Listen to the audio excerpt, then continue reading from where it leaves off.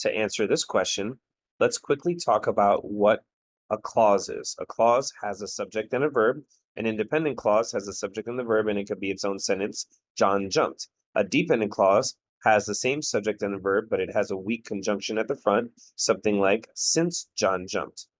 In addition, if you have two independent clauses, there are two correct ways to join them.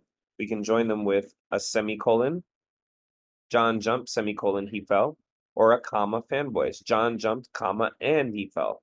But if you have only a comma in between, that's an error you want to look out for called a comma splice. So it would be wrong to say, John jumped, comma, he fell. So in this situation, we have the two independent clauses.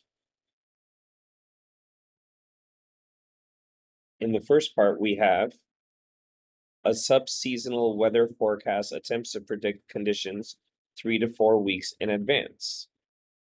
So that part is an independent clause. It can be on its own.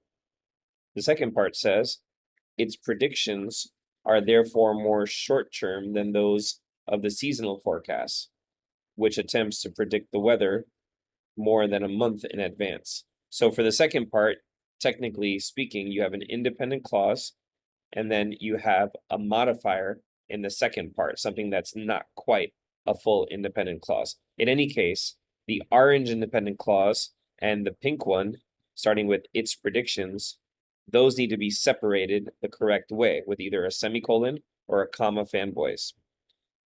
Now, one more thing, a lot of people wouldn't want to consider this to be the start of an independent clause because it starts with a general pronoun.